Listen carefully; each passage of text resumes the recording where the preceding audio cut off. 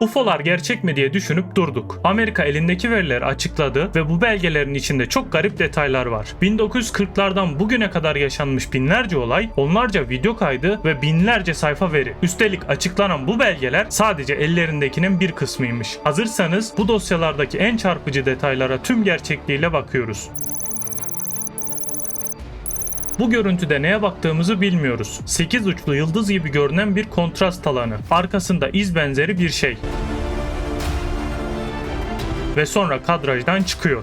Ama en garip dosya bu bile değil. 2025 tarihli bir raporda bir helikopterin karşısına çıkan parlayan kürelerden ve sansürlenmiş satırlardan söz ediliyor. Ona geleceğiz. 9 saniyelik bir görüntü, Amerikan futbol topuna benzeyen bir gövde ve 3 çıkıntı. Açıklama yok. Sadece kayıt var. Peki bu görüntüler bir şeyi kanıtlıyor mu? Hayır. Ama devletlerin 80 yıldır aynı soruya takıldığını gösteriyor. Bu ne? Her şey 1947'de bir adamın gökyüzüne bakmasıyla başlamadı. Asıl önemli olan gördüğünü çizmesiydi. Üstten görünüş, yandan görünüş, modern uçan daire hafızasının ilk şeması buydu. Bir tanığın çizimi birkaç gün içinde manşete, manşetler ise devlet dosyalarına dönüştü. Artık mesele sadece gökyüzünde görülen bir şey değil, toplumun zihnine düşen bir fikirdi.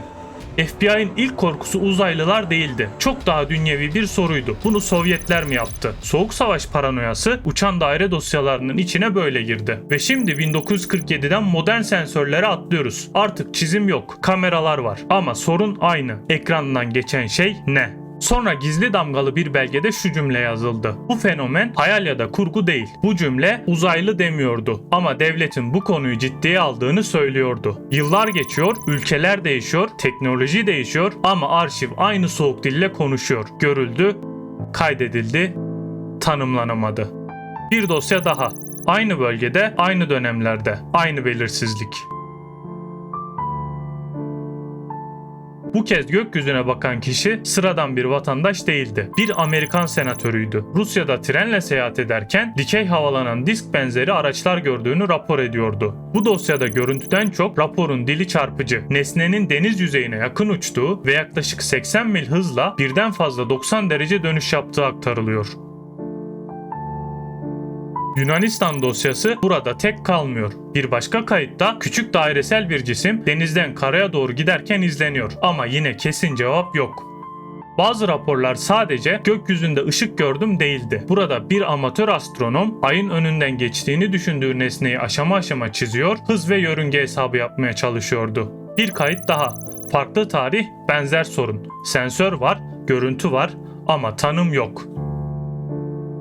Sonra hikaye atmosferin dışına taşınıyor. NASA kayıtlarında bile pencerenin dışında görülen ve ilk anda tanımlanamayan şeyler not ediliyor. Ama burada dikkatli olmalıyız. Tanımlanamayan demek dünya dışı demek değildir. Bir kısmını dinleyelim. Gemini 7 here, Houston, on your 8. Loud and clear. 7, go ahead. Bogey at 10 o'clock high. Roger. Gemini 7, is that the booster or is that an actual sighting? Okay, we have several, looks like the three up there, actual sighting. But we also have the booster inside. And we have very, very many, looks like hundreds of little particles going by the left out about 3 to 4 miles. Does that mean it's ahead of you? It's ahead of us, 2 o'clock, slowly doubling.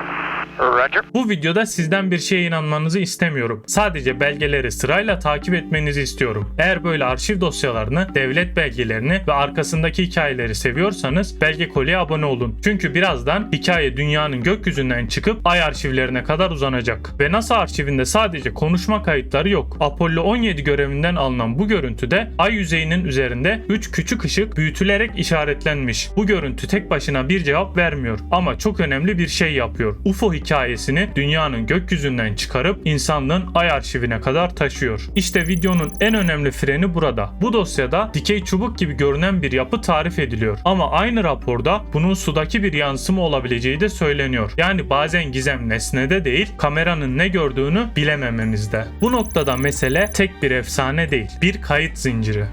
Kısa, soğuk, teknik kayıtlar ve her birinin sonunda aynı kelime, tanımlanamadı. Suriye dosyasında görüntü çok kısa ama coğrafya genişliyor. Artık bu dosyalar tek bir ülkenin gökyüzünde dönmüyor. Bu kez rapor suyun üzerinde düzensiz hareket eden katı beyaz bir objeden söz ediyor. Bu görüntüyü izlerken akılda tutulması gereken bir ifade, düzensiz hareket. Ve sonra arşivdeki en tuhaf şekillerden biri geliyor. İlk başta sadece şok etkisi için gördüğümüz bu kayıt şimdi daha anlamlı hale geliyor. Çünkü artık biliyoruz bu arşiv cevaplardan değil çözülmemiş gözlemlerden oluşuyor.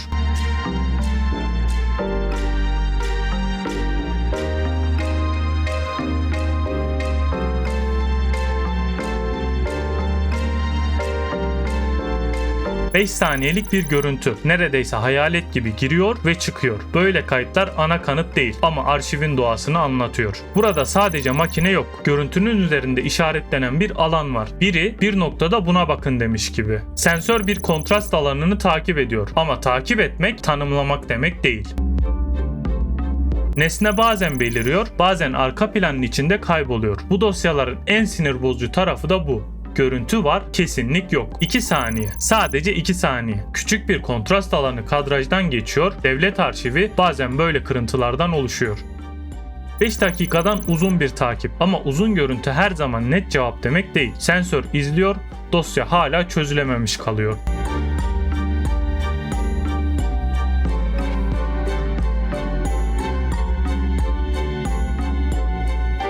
Görüntüde bir şey büyüyor gibi görünebilir ama Amerikan Savunma Ajansı bunun platformun kaynağa yaklaşmasıyla da açıklanabileceğini söylüyor. Yani her tuhaf görüntü tuhaf bir nesne anlamına gelmez.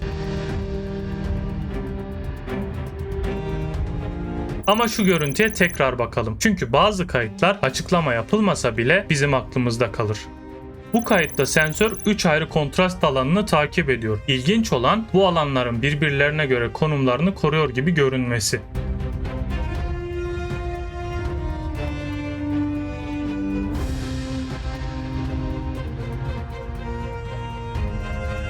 Burada görüntü daha sade. Sensör bir kontrast alanını merkezde tutuyor. Ama sade görüntü net cevap anlamına gelmiyor. Ve 2026'ya geliyoruz.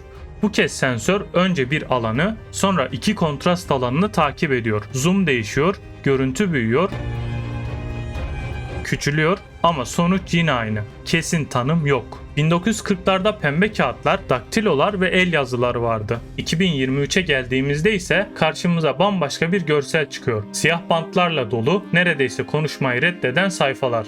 Ama modern dosyalarda sadece siyah sansür blokları yok. FBI foto etiketiyle yayımlanan bu kızılötesi karelerde nişangah çizgilerinin çevresinde küçük, karanlık noktalar görülüyor. Bazılarında tek bir leke, bazılarında 2 ayrı kontrast alanı var. Görüntüler bize ne olduklarını söylemiyor ama şunu hissettiriyor. 1947'de el çizimiyle başlayan hikaye bugün hala sensör ekranlarında devam ediyor. Bu kare özellikle önemli. Çünkü burada cisim bir helikopterin altında yakalanmış gibi sunuluyor. Görsel çok basit, gri bir kızılötesi ekran, siyah sansür blokları, nişangah çizgileri ve küçük bir nokta. Ama bazen arşivlerin en rahatsız edici tarafı da bu sadeliktir. Az şey gösterirler ama çok şey sordururlar. Videonun başında size bu dosyayı göstermiştim. Çünkü bu arşivin en sinematik modern raporlarından biri. Parlayan küreler, askeri helikopter, dağlık alan ve sansürlü satırlar. Ama yine aynı uyarı. Bu kanıt değil. Bu sorunun neden hala kapanmadığını gösteren bir belge. Bu dosyalar bize uzaylıları göstermiyor